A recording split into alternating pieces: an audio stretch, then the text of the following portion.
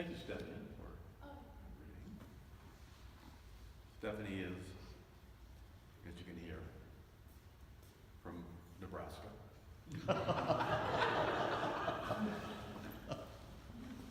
She's from Vienna, Austria, not the one here. Thank you for, and she just came all this way just to do a reading. Thank you so much. Just lovely. Thank you so much. She shared a phrase that is always kind of pulls a Unity ear when you hear "fear the Lord." The original Jewish intention, or what the authors, the priest, meant by fear was not to quake or be afraid. It meant to be in awe. To go, oh, wow. Just to be completely, divinely stunned by the power of God. Well, it doesn't mean to, as the negative, quaking or hiding. It just means, oh my God, this is astonishing. So when you read fear, don't think, people say, I'm God-fearing. It's like, why would you be afraid of your Creator?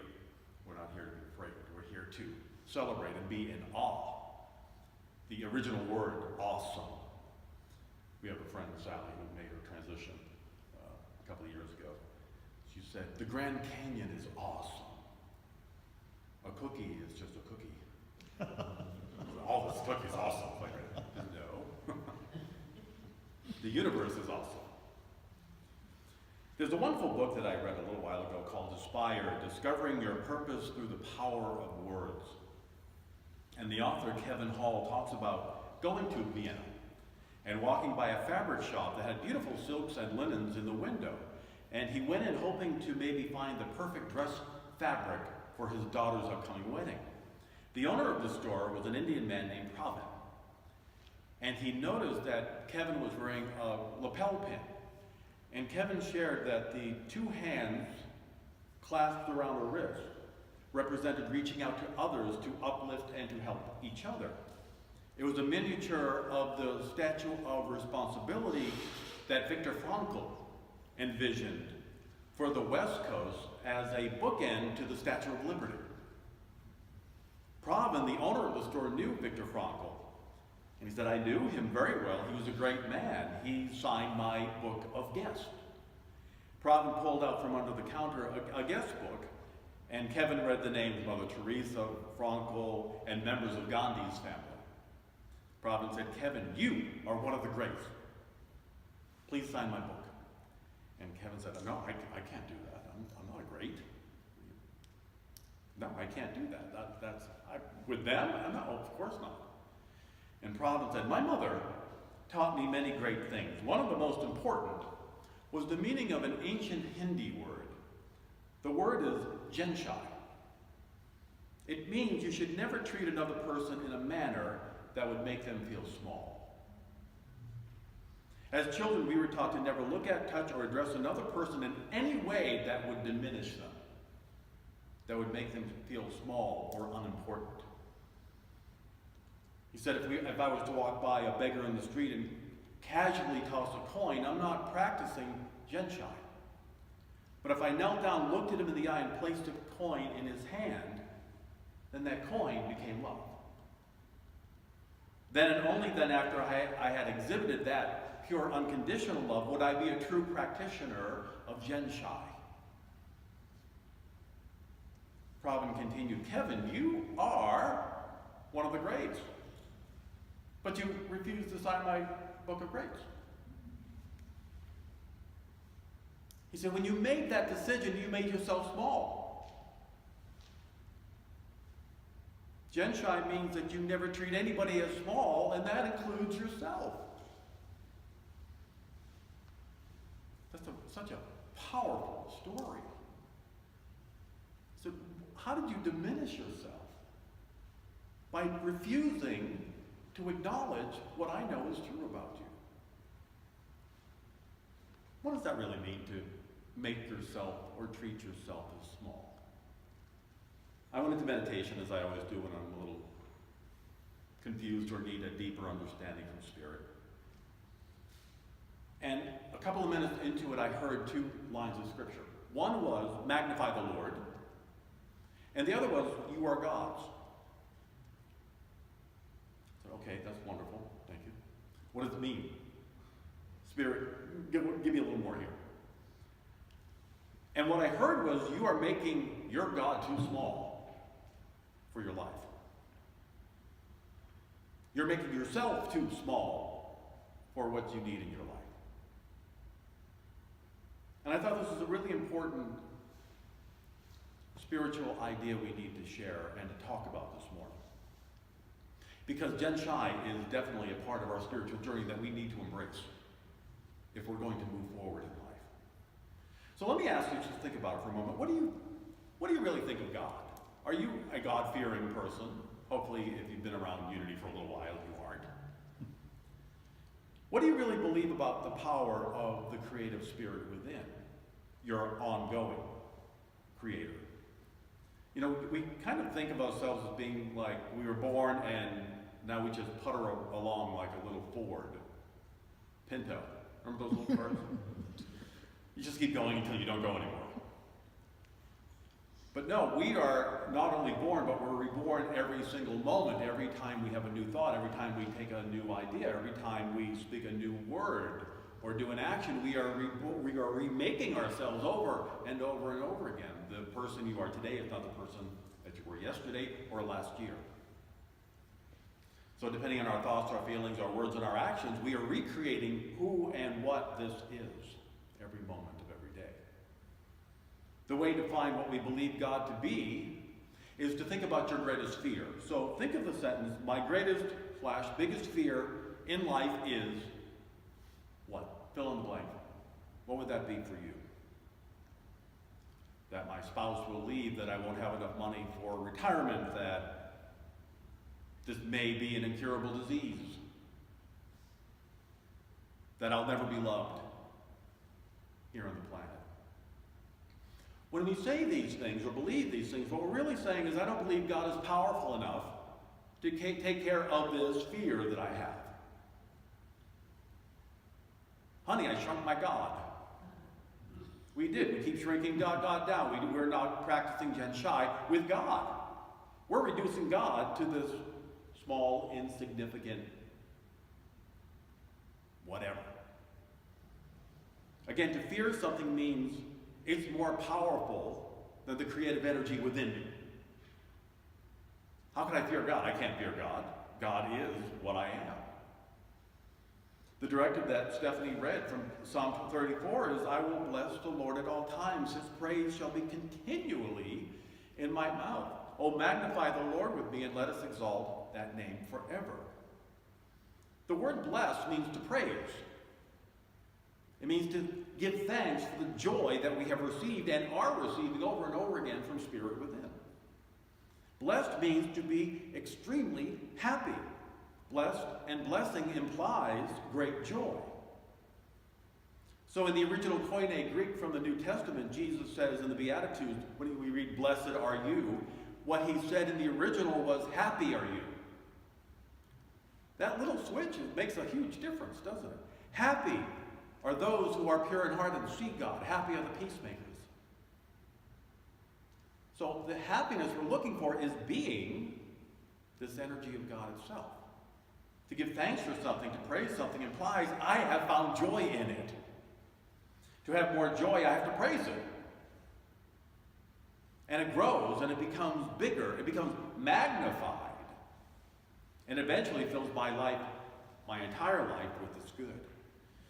However, if I fear something is too big for God to handle, then I'm overwhelmed with the idea that there is nothing that can take care of this. There's no way this can be taken care of in my life. A health problem that I'm told is life-threatening, or mountains of debt that I can't seem to find my way out of, or relationship that make me dread going home at night, or a lack of work that makes me wonder if I'll ever have a job again. If I'm thinking about those things and giving my energy to it, then I'm not magnifying God. I'm making God insignificant. I'm making God puny. I am making God impotent. And that's not God. I don't have faith in God when I fear. I have faith in fear. We have great faith in fear. You know, people say, I don't have any faith in. I say, we have faith, which is, what do I have faith in? I have faith that things are never going to be right again. Let's all affirm that together. No, because we do that all the time anyway. Now we need to affirm something different, the truth.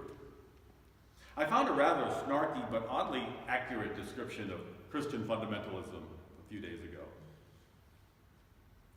This is the version of God that they seem to hold on to. And they boiled it down here, whoever this author was said, this is fundamentalism. I'm going to create man and woman in original sin. Then I'm going to impregnate a woman with myself as her child so I can be born. Once alive, I will kill myself as a sacrifice to myself to save you from the sin I originally condemned you to. Ta-da.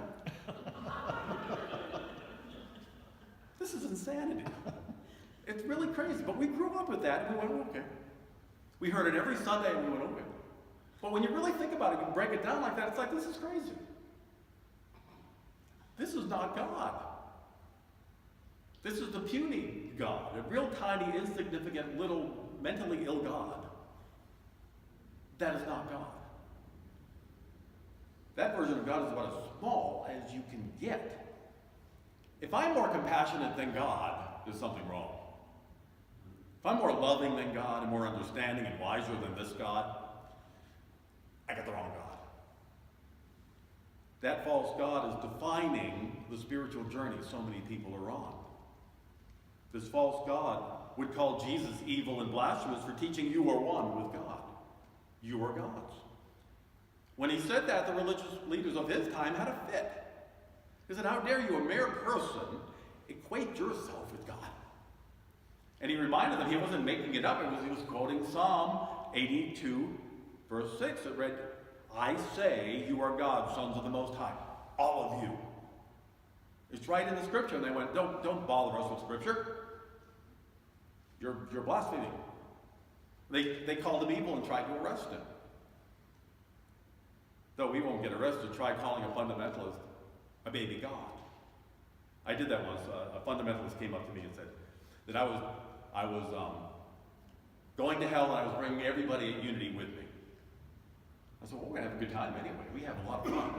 So wherever we are, we'll have a great time. And I said, you are gods. And what Jesus taught, you are gods. And she said, he wasn't talking to you personally. I said, yes, he was.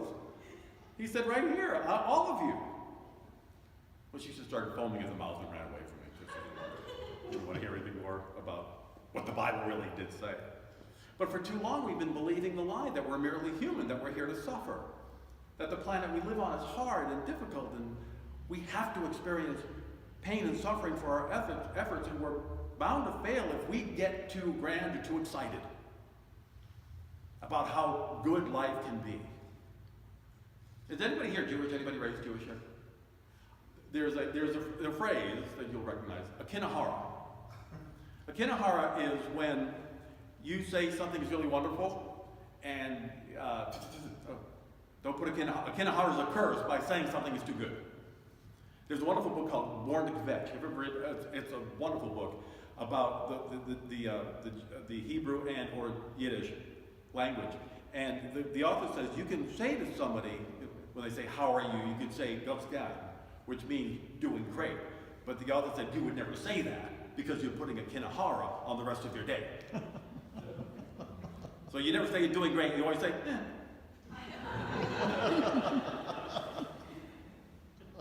It's okay.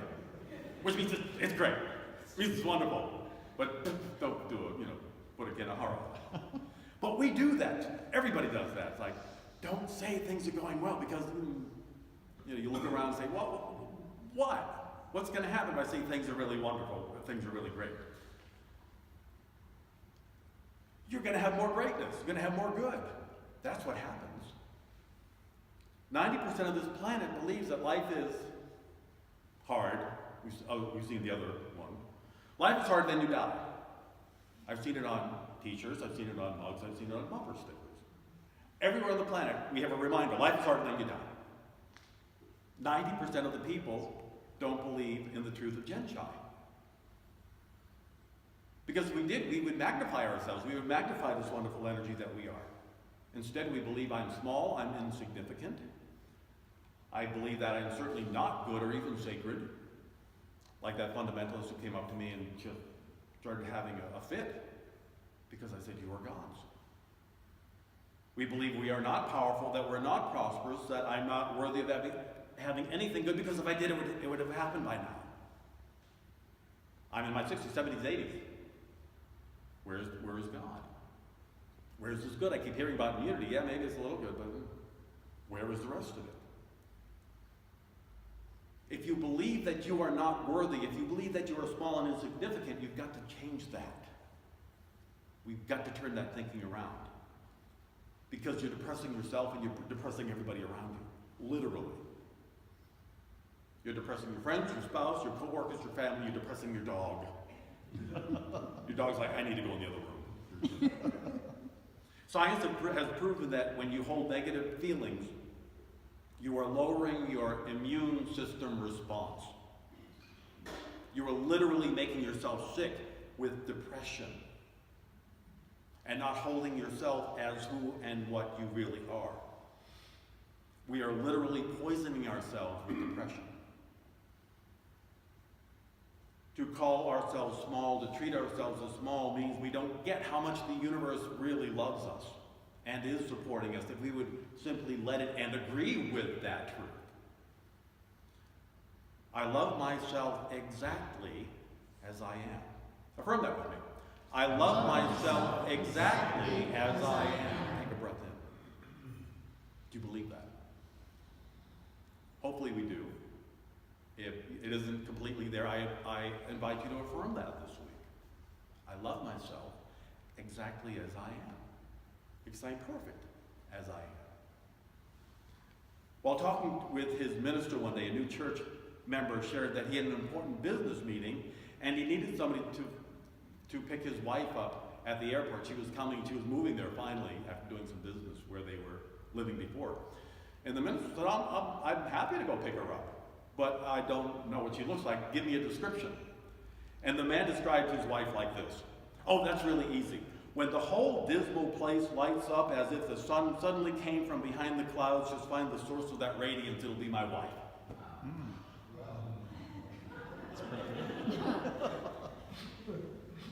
That guy was totally getting a back rub that night. Oh my God. Have you ever described your partner in that way? Cheryl said no.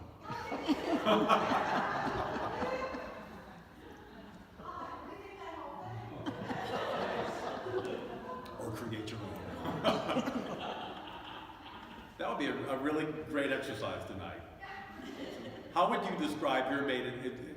I'm picking her up at the airport. How would you describe him or her? The radiant sun, when the clouds move away, there's...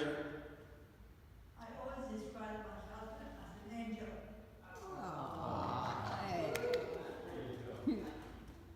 That is true. What are you buying her later? Big dinner, absolutely. It's true. It's true. Do you see your spouse, do you see your best friend as God? Because they are. You're living with God. That's astonishing when we really get that. We are living with God, herself, himself. Do you live your life in a way that would allow your friends, your families, and your mate to call you a source of radiance? Or have you been more aptly described as she who might not be named? As in the Harry Potter Lord Voldemort. Does your phrase high maintenance belong on your Match.com profile? There was someone from Unity of New York, Stephanie and I both know, she may not know what I'm talking about. I saw this person's profile. This person was one of the most difficult people we had to dismiss this person from membership. That was how he got violent and threatening to me and some other people. On his profile he said, I'm easygoing, low maintenance, and extraordinarily loving. And I held that as an affirmation for this guy. that this would unfold in that direction. If you were going to do a profile on Magic.com today, what would you put in there as the truth of your situation as we see it today? And what would you need to change to make it more loving, open, and joyful? So what do we need to do to become this magnificent source of radiant light? This God, this Son, this daughter of God in the flesh? How can you release your fears and your doubts and your anxieties and allow fully God within you to bring into your world everything that you've ever desired, everything that you've ever wanted but haven't seen so far? It begins with a word that Angela actually used a little earlier. It's authentic. Authentic. How authentic are you? The word authentic literally means something that has the authority of its original creator. Isn't that a wonderful description? Something that has the authority of its original creator. So authentic and authority have the same root. Auto meaning self, hentis meaning being. Being yourself, creating your life under the authority of the creative spirit within. What is that self? What is that you are here to do? Bigger, grander, more powerful, more excited, more exciting, more energetic, more loving, more lovingly than you have ever done up till now. We magnify God within us, our Creator, when we co-create all the good that God has waiting for us, all the dreams that we keep putting away, all the ideas that are wonderful. We say, there's no way that can happen, and we give all the reasons why. And we argue with God. God wants us to have this, the universe desires it through us, and we argue. We say, no, it can't happen because of that. And it goes away for a while, but then it rears its beautiful head once again. So we do this, we allow it to come forth by getting excited, about getting happy and joy-filled about the possibility that this dream is coming true. Whatever it is, again, our elder brother Jesus said, ask anything and you will have it. There is no footnote saying except, it's like, the Macy's coupon. 20% off everything except these 400 things on the very bottom that take up the whole coupon. There's no footnote on the bottom of what Jesus said. Ask whatever you desire and it shall be given you. Well, what's the catch? The catch is I need to stop saying anything but. I need to stop saying the negative things that this can't happen. The author Osho shared about a famous surgeon who got a Nobel Prize for his work. When asked after getting the award why he didn't look all that happy for receiving the Nobel Prize, the surgeon said, I always wanted to be a dancer. I never wanted to be a surgeon in the first place, and now not only have I become a surgeon, I've become a very successful surgeon. And this is a burden to me. I wanted to be just a dancer. This is my pain. This is my anguish. Whenever I see somebody dancing, I feel so miserable. I'm in hell. What will I do with this Nobel Prize? It can't become a dance for me. It can't give me a dance. I think it was George Burns who said, better to be lousy at what you love than great at what you hate. I love that. Better to be lousy at what you love than to be miserable doing what you're good at.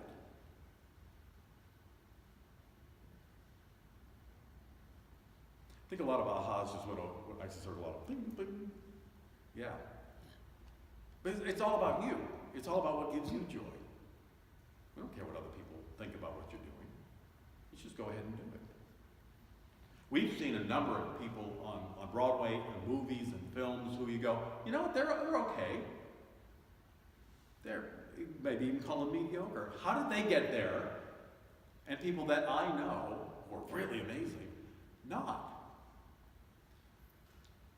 Because they wanted it. Because they were excited about it. Because they were passionate about what they wanted to do. How passionate are you about this? You can have anything you want as you have a passion. Absolutely. I have a three-part assignment for you. It's very simple. It's not easy, but it's very simple. Here's the first part. Close your eyes for a moment. I want you to think for a moment, what comes to your mind? What do you consider to be your divine identity? It could be something like a musician or therapist or healer, painter, chef, teacher, leader, mother, storyteller, surgeon, dancer, coach, designer, peace bringer. What is your divine purpose for being here? Just be with it for a moment. If nothing comes, that's your work for later. If it doesn't come, you may have blocked it so much that you're not allowing it to pour forth. Just take a moment and think about it, just for a moment. What is your authentic self? Take a breath in, open your eyes. So that's your holy word. If it came now, great. If it comes later, wonderful. So I want you to write that word down. We're going to be doing the white stone ceremony in the new year. Maybe this will be a word that you want to share on your stone for your year.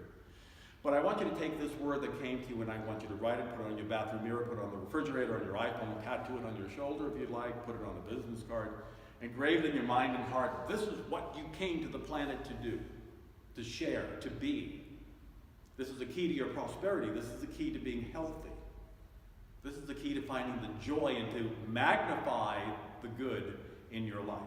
To bless the planet with its wonderful identity as authentically alive, divine artist of God. Now you might think, I'm too old to be a dancer. Well, why? You could go take a dance class. If you really love dance, open a dance shop. What gives you joy, that is a key to what the rest of your life is. It costs too much money to be a chef. Not if this is something that is your joy. The money will be there. Please stop limiting God as we've been doing for our whole lives. You're calling God small, weak, and puny when you declare, I can't do this. You're saying, God can't do this. In Palm Springs, I don't know if anybody's ever been to Palm Springs, they closed down a couple of years ago. They had a review every night, 8 times a week, of dancers 60 to 80 years old. I think one was like 92. And they kept going because that was what they wanted to do. So if you're a dancer, it's like, you can do it. Look, a 92-year-old is dancing. What's your challenge? So what we're really saying is, God in me is too weak to bring this passion into my life. God in me can't possibly move through me to bless me. That's the ultimate blasphemy. Is to say, God isn't God in me. That's what we're really saying. God is not God. God is not strong enough, big enough, God enough to do this.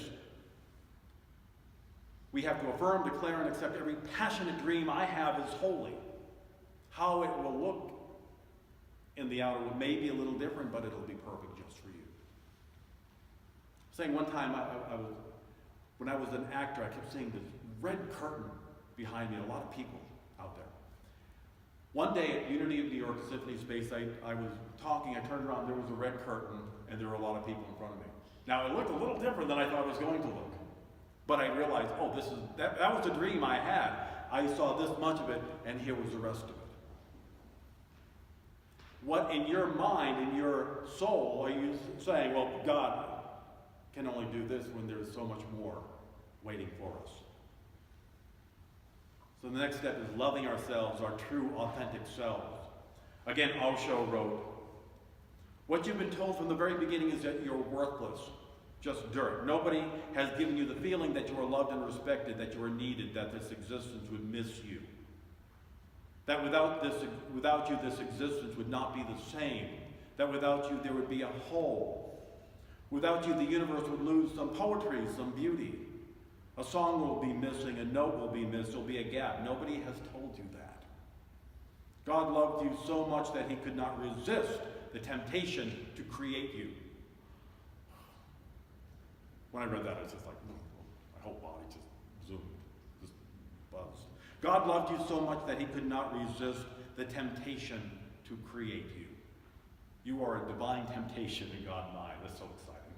That's so wonderful. The more we love, the bigger our lives are. The more we accept God, the more our lives become what they were meant to be. Your second assignment is to romance yourself this week. Buy yourself flowers, even if you're a guy, buy yourself a flower. Take yourself out to dinner, to a place you love. Go to a movie, go to a show that you long to see. Treat yourself as holy. Give yourself this holy gift. Do something that you would do for somebody that you're deeply in love with. Because you deserve it. You're a baby God. Treat yourself as the baby God that you are. The third part of your assignment is to take a hard look at how small you've been making yourself. Get really honest with yourself. It's only when we make ourselves divinely large can we have the life that we came to live. Are you continually putting yourself down? Are you calling yourself things like stupid and hitting yourself all the time? Are you depriving yourself of joy in life for any reason outside? There is no good reason for depriving ourselves of the good. I've shared with you before, the Talmud, the ancient book of Jewish wisdom, says, when you leave here and go to the other side of life, you will have to answer for the joys you did not have while you were here on earth. Can you think of what those joys may have been? What joys that God desires for you that keeps coming up into your mind, into your consciousness, into your heart, do you keep pushing back down? Quit making yourself small. You're not serving anybody. Don't make yourself small, because when you do that, you make the whole planet small. And you make your Creator small. You deserve the best, and God has it waiting for all of us. So, number one, meditate on your true identity. What is that word? Take yourself on a beautiful, wonderful date to show how much you love yourself. And forgive yourself for treating yourself as small and insignificant, because you are not. So I want you to close your eyes. Go to your heart. Breathe in. Breathe out. Think about that word. Who am I? I am God appearing as what? Who? Take another breath. And as we go into meditation, we sing, lead me to the light. Help me to make it through. Lead me to the light. Breathe in and let go.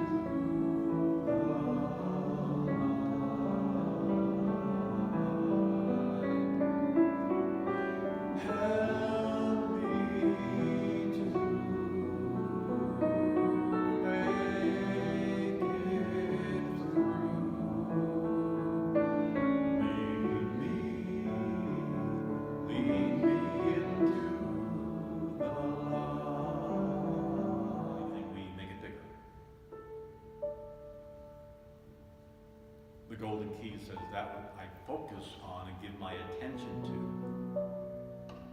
grows it, magnifies it, enlarges it, makes it more powerful, because I'm giving my divine power to it.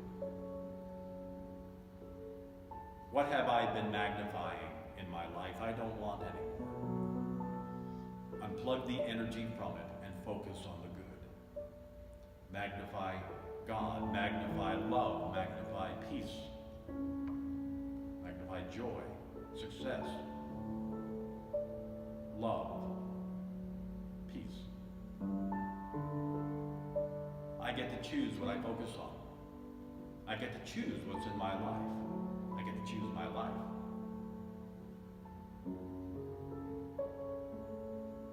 Today I focus on the healing power of God in every cell, every part of my being. Am I magnifying wholeness and strength, or illness and pain? Today I focus on vibrant health. I magnify the power of healing love. Breathe that truth in. I magnify the power of healing love. Let that take hold in your mind, in your heart, in every molecule, in every every breath.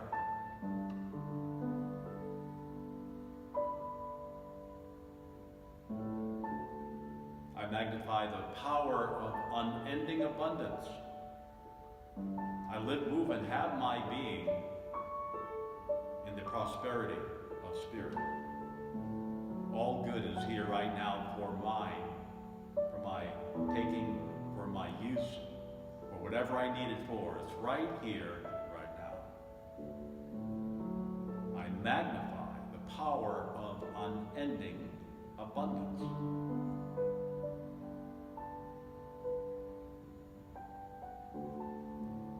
I magnify the power of peace and serenity. The peace of God is all I want, as the Course in Miracles says. The peace of God is all that there is. Everything comes out of that true understanding. Peace, be still, and know that I am God. Breathe that truth in.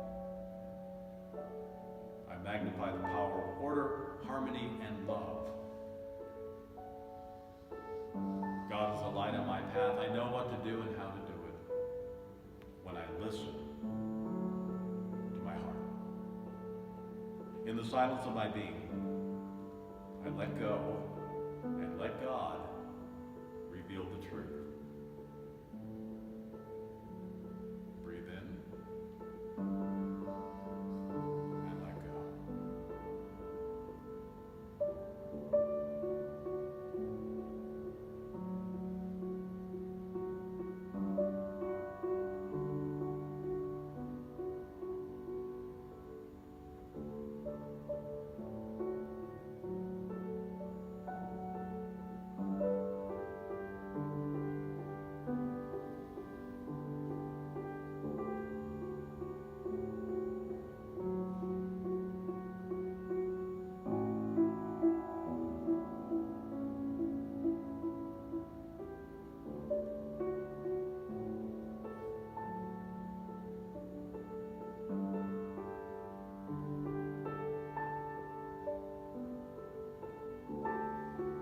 All it takes is one moment in the quiet where God and I are one to realize all that God has, all that God is mine. As we bring ourselves back to this time, this room, this place, we sing our way back.